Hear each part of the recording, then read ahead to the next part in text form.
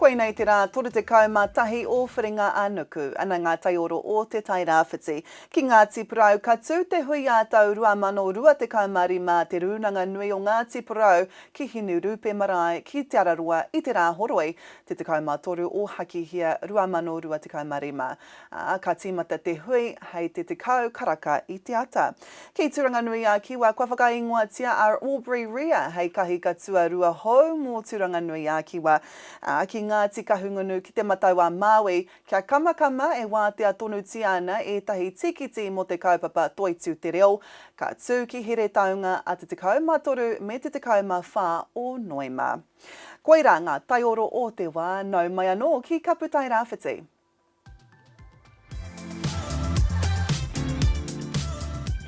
E whā te kautau te rua kua tūai a te Taiwhenua o Heretaunga, he rōpū e hāpai ana i te oranga tonutanga o te whānau, te hapū me te iwi o te rohe o Heretaunga.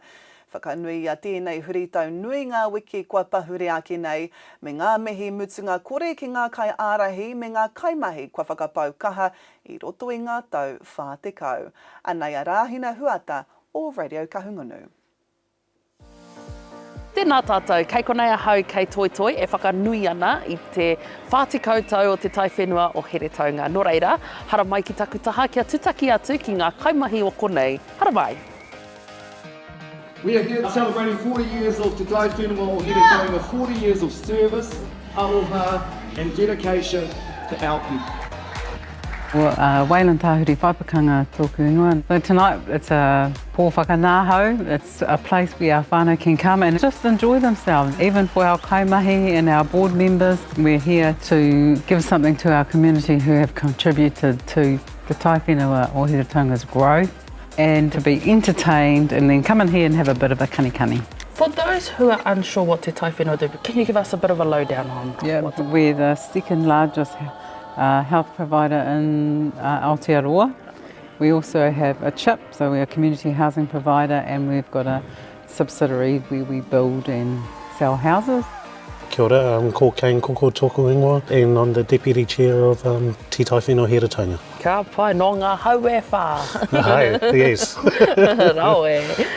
Tonight we celebrate 40 years of Te Taiwhenua o Heretaunga. What are you most proud of about that? I think for an NGO or a non-government organisation delivering health services to, I guess, our whānau and communities, not only in just Heretaunga but from Te Wairoa all the way down to Wellington, is a large footprint that we would never have ever dreamed of, that we would be supporting our whānau across the rohi. So that's something to celebrate anyway. E mihia ki ana ki a Ngāti Kahungunu, nā koutou te kaupapa. Pēnā e whakaaro atu i mai te ikinga nui o ngā mātau waka ki Hawaii.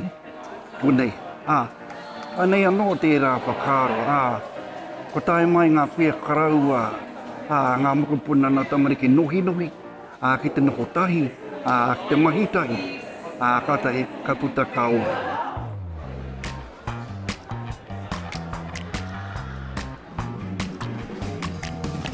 What are your hopes and dreams for Te Taiwhenua o Heretaunga? Of course that we're here for another 40 years, another 100 years, and that Taiwhenua is continued to be held in regard because we are a mana whenua organisation run by our marae. Taiwhenua just keeps going from strength to strength. 40 years ago we started from a car booth in Orchard Road here. We can only grow bigger. Keep reaching out to our communities and touching the hearts and minds of our people, and that's what we're here for, and we'll continue to deliver. I'm looking forward to the growth of Taiwhenua. Tonight's to celebrate you, Ngāti Kahungunu. It's a confluence of focused energy that got us here today. Without tautoko you can't be the Taiwhenua o Heretaunga. Ka mau te wehi, anai ngā tohu whuarere. Ki rua tōria, he rangi pai, ka āhua kapu ai te ata, ka puta te rā me te kaha ake o te pāmahana i te ahiahi. Te kaumā iwa te pāmahana taitai. Ki turanga nui a kiwa he rā a tāhua, ka wera tonu e te ahiahi, rua te kaumā tahi te pāmahana taitai. Ki te matauā Māui, ka tīmata te rā āhua mātau, ka mahana ake i te ahiahi. Te kaumā waru te pāmahana taitai. A kāti, koe rā ngā kōrero o te wā nā mātou o Kapu Tairāwhiti, noho ora mai.